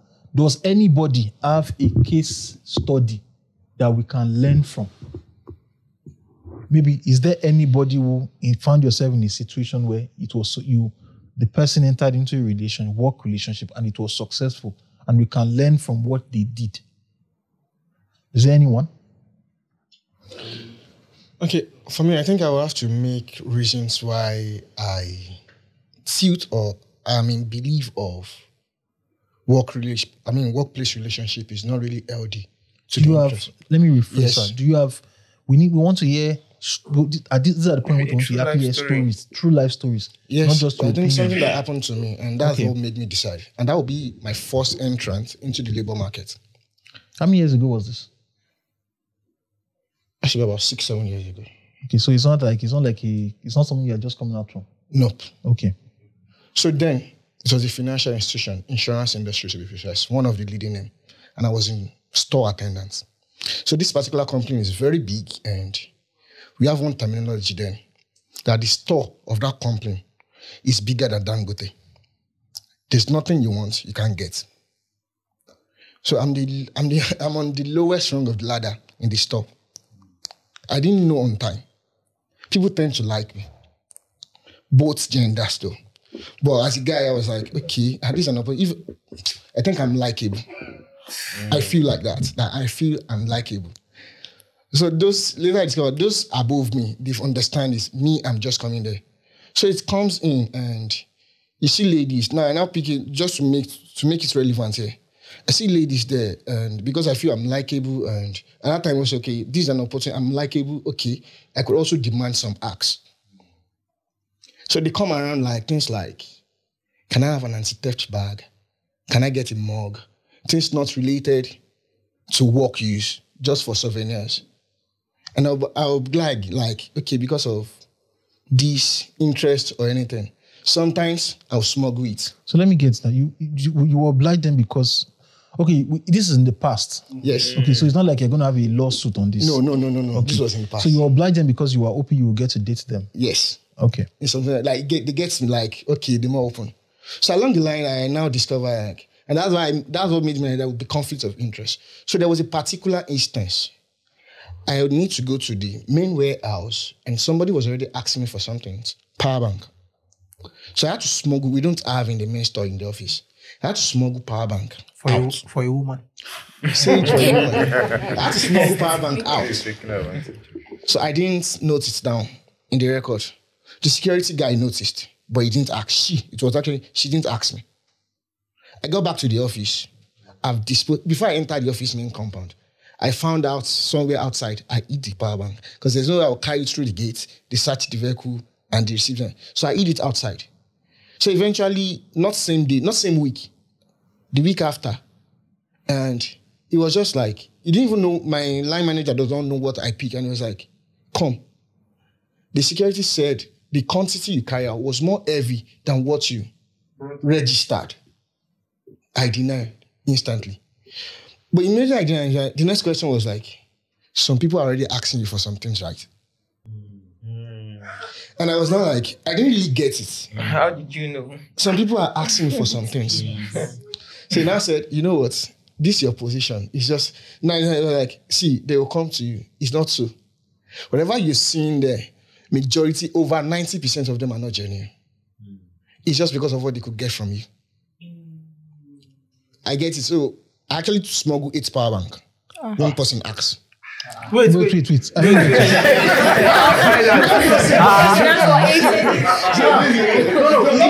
just say that. For one person. Not for one person. You must be So very I hope generous. people like me and I won't ask. Because I was not likable. That you could say that, but not necessarily. So I Are they gave the all person women one. that you gave? Way to be Huh? different. Are they all women you I gave? don't have idea of who I want to get power bank for. Yeah, but It was on the intent that to okay, people are leverage. asking me, because if we have some bond, either male or female, they like me or some what sort, I need to give them something once they ask. Particularly a lady. No, it was a lady that made me smuggle it, but I didn't keep it. So I eventually gave her the one power bank. So it remained 7. So that statement of my boss, I took it and I'll start observing. So people come, now I'm being cautious that I might be caught. I've smuggled power bank. So people ask for other things and they'll be like, can I get Jota? No, I don't have Jota. I don't have. And what they're asking is what they need. So if I propose something else to them, they might not necessarily. So number one, that's my first year. And I was like, do you know that I smuggle power bank? I'm giving people a power bank. These people I give power bank. If they see it with them, that's it. Power bank does not come from anywhere. It's branded. And one thing about the policy, even in office, if corporate comes doesn't give it to you and they find it with you, it's not about, it might be easy for them to deny, but they will push the person that is flaunting it to them. If the pressure is too much, it will disclose that, this is the person that gave it to me. So I understand that also. So I was not like, how does it go? I was very cautious with the way I give it to people. And at the same time, I want to tackle my boss because I still want to smuggle. So I was like, let me find out if what he's saying is real. Either I should keep smuggling. Was that a function of smuggling or you learned on the job how to smuggle? So I now changed. I have power bank. I have 7 power bank. And I'm referencing that power bank because that's the only thing I smuggled and I didn't get caught. They didn't know, I got away with it. So but I was now cautious. So a particular lady now came after them. She has asked several times, very little.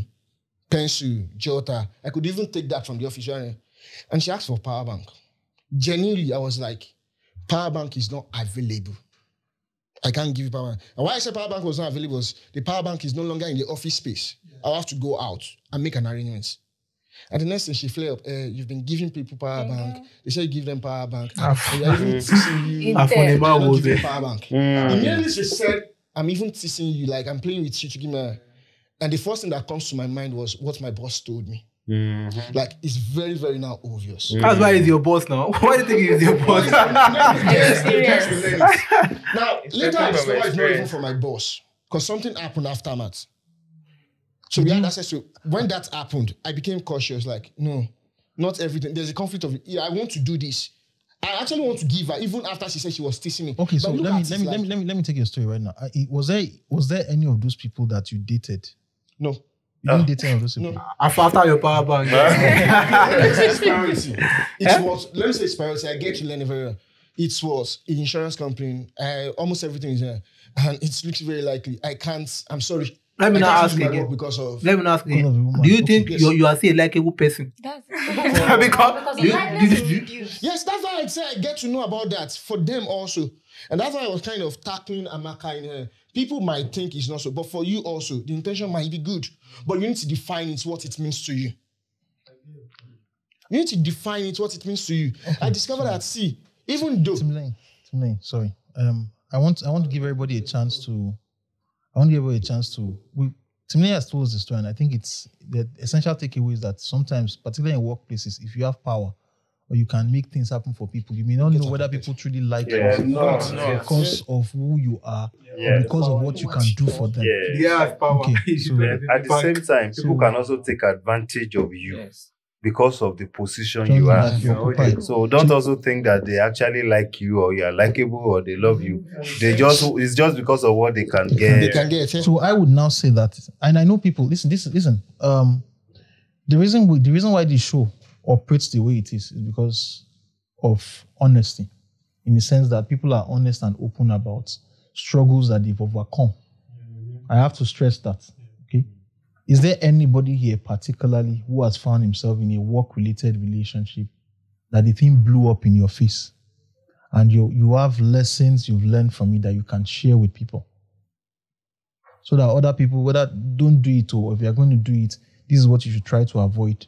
Okay, I don't have a personal experience, but one organization where I worked initially, that was about over 10 years ago. When I got there, I met this lady. She was pregnant at the time, and then she had a baby.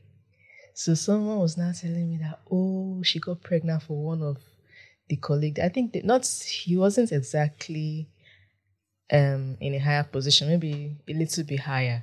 And she got pregnant for that person. They were dating and people didn't know about it. It was secret. They were dating and then she got pregnant and she told the guy about it and the guy denied the pregnancy. And then when she when she eventually had the baby, this person that was telling me said the baby just came out and just resembled the guy. You know, but the thing is, until I left that place, the guy still did not accept that baby. So it ruined their relationship. They had to work together, but they were always just carrying faces for each other. So I always used to look at it like, so how? Because if I was the one, I would just pack my bags, pack my things and leave. But maybe because How do you want to feed your child child? was outside. You know, they were still working together. And I must really applaud those two people wherever they are today, because they really you don't understand when you deny the pregnant. Everybody in the office will just look at the baby and they just see the man's face. The mother was dark skinned, the man was light, the baby was so light skinned, everything just looking like the man. And till I left there, maybe till tomorrow, I don't know. The man's still saying the baby. I think the man was also married, had his own family. That's an you know, affair. so And the woman, what became of the woman? sorry, excuse me. What the happened? woman was single. She was not. So I think that for like we have said, if you can avoid office relationship, and for them maybe the relationship started with, let's just have sex from the beginning and then eventually one thing led to the other. Because like I said, nobody knew about it. You know, pregnancy just happened and then the baby came in. So if you can avoid office relationships, and well, if you cannot, well, go into it and anything where your eyes see, you collect. For me, well, one of the things is, and I later get to know why they said some office has a policy, like, not that I don't date, but declare it. There's always, okay, I work with a structured, I enter the man with a structured company, very big. And the other scenario, just what he said, like, it's blew up in their face. Not me, but I was dragged in. This is a very different scenario. So then I have a friend in the office. Beyond office, it extends that we are in the same community. So we both bond after work. He was in the cooperative and there's a lady, I don't know if the lady was genuine or not. So there was a lady eating on his colleague. So the colleague told him, with my friend, let's say his name is David. And I was like, I like this your guy. I like this your colleague. But why is he not giving me face and stuff like that? So along the line, David was like, he's not giving you a sign. Why don't you just let go? And stuff like that. So the lady switched. I don't really know. But she and David eventually got dating. I get to know and I was like, what happened? How did this happen? It was open enough. David told me, okay, one thing, just literally, like, while she was trying to eat on the other guy, they got talking, trying to relay the challenges with him, and the thing just switched and they just bond. So I don't even know what happened. So it became soured. The relationship became soured along the line, and David was more like, why would you just do that? Like, David wants to take it up, act on it. Why would you just do that? You can't just say. And the lady was not finding it funny. What's your business? I'm not interested. Don't bug my life. I'm not interested. So David, he gets emotional, like, why? I'm asking, like, so David reacted. So you can't just leave me like that and go. Based on, you're not like that, you're this, you're always trying to eat on everybody, because he knows he wanted to date the other guy. And the lady didn't find it funny. And she took it up and reports to the HR. So it now comes to, like, who's your witness? And that's the complaint policy. It comes to, like, who's your office didn't know that they are dating. But okay, if you're saying you both are actually dating, who knows you are dating? And it's yours sincerely. He brought me into the scenario and I said, yes, David told me. And they were like, at any time, did I confirm it from David? I said, no. And the next thing HR will say is just like, then David tell you something which is not. Definitely David was not genuine with the relationship that is biased. That probably David was just telling that the lady is not, David's intentions were not clear. David was just trying to eat on the lady. To some extent, we tried to explain, no evidence. David, and it was more on a vendetta. David was like, you can't just act like that. And the lady was like, I will show you, Pepe. You feel I can't do like that. I can do it and get away with it. So who got sacked? Nobody got sacked. It was just more of a warning. More like a caution. Well, that's why I feel like in every organization, I think we should learn to oblige to their policy. They Like advise my us. own- They my advise company after now. math. They advise us both, 3 of us, Okay. and My they advise company, us. they will say, if you are to date, I think Olayemi can attest to this. If you are to date anyone in the organization, do not let it be in the same department. That would really help, and it can make the relationship last longer. So you will see yourself. That's left to the company. That's left to the company. So the office was very Probably nice you have to advise you have us on to how move to undo such. the other person. And your expertise. Yes. You have to change the department then. If the person you are in love with is in the same department, you have to move the person. So it's now comes to So the I feel question that of would what do you really actually help. want? So, Yeah, like, do you want to build up on what you just said, in that particular situation, if you are going to ask people to shift departments, then you need to be certain that it's because you see something long term. Yeah. Because you can't be asking them to Correct. shift department because you want to Satisfy them. because you want to satisfy yourself sexually. So Definitely. I don't know. Is there anything else is there anything we've not touched on? So at least we have with this conversation, we have enough to find love in the workplace. Sorry, what's your name? Left to me. I think Bolu might have a challenge. I don't know if I will be digressing. So when you're generalizing earlier, you mentioned something like the appeal But of let's go men, the sexual appeal. I don't think it's Now, she was saying, somebody else was saying, I'm talking about my perspective. Yes, and I'll take mine. For somebody like me that I'm ambivert, and you're telling me that Ambi what? I'm ambivert. When you say ambivert, somebody that find intelligence attractive. And you're telling me I woke up. Baba, leave that.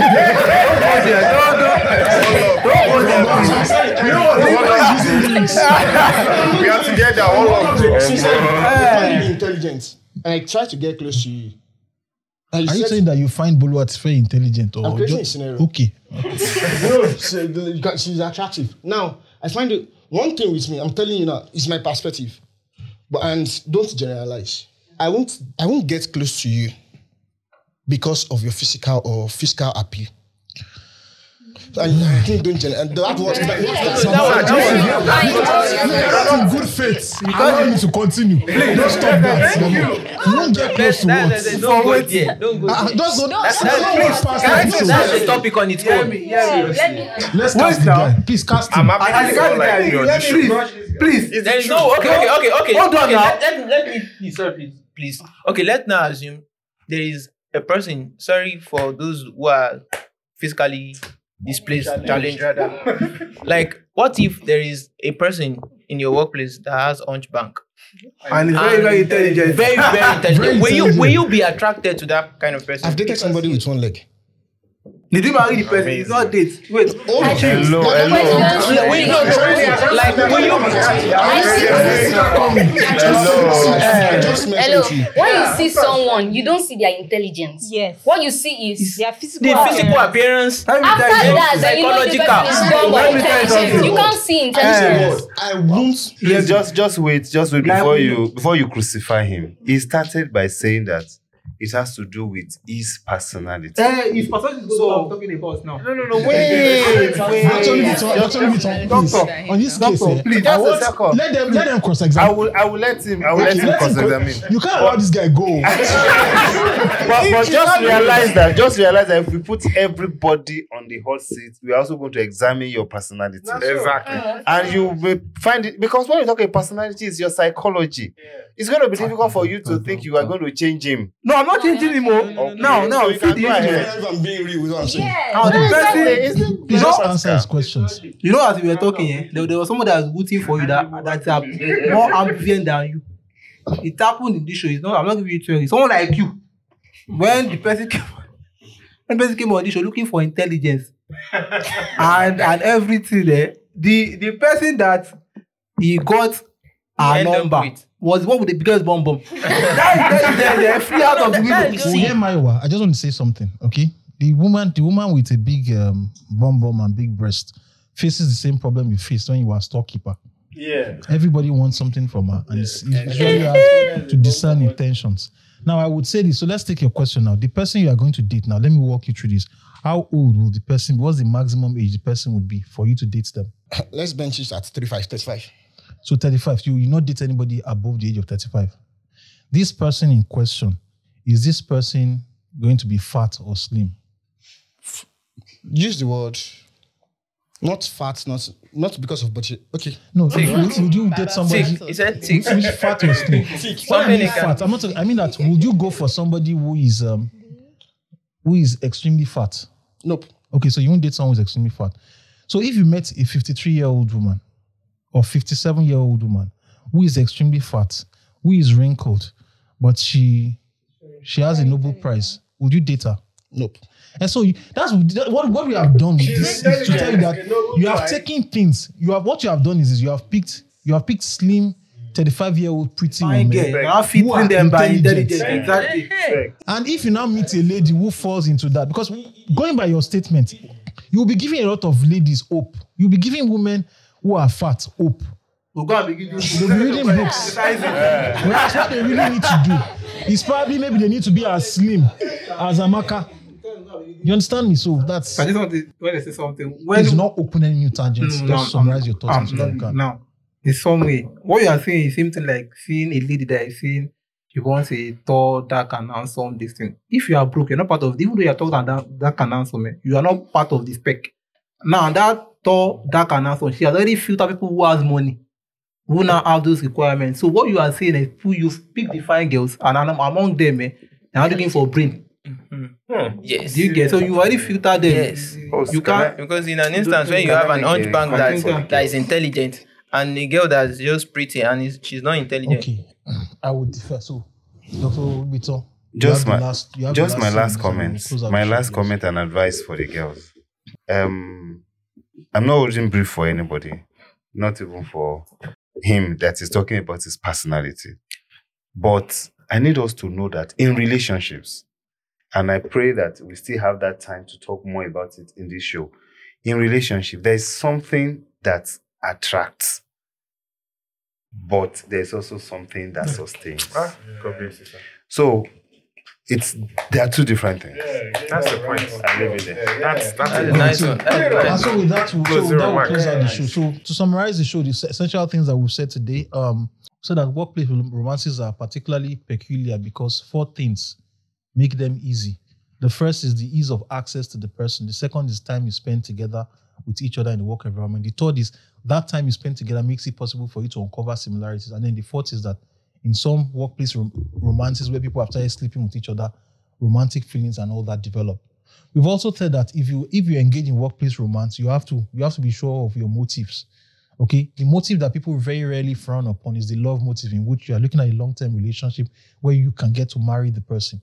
If you are dating people in the workplace because you want to prove that, yes, you can date people and sleep around, or if you are dating people because you want to advance your career, it comes with its own pitfalls. You would attract enemies, and the person you are dating will not be objective.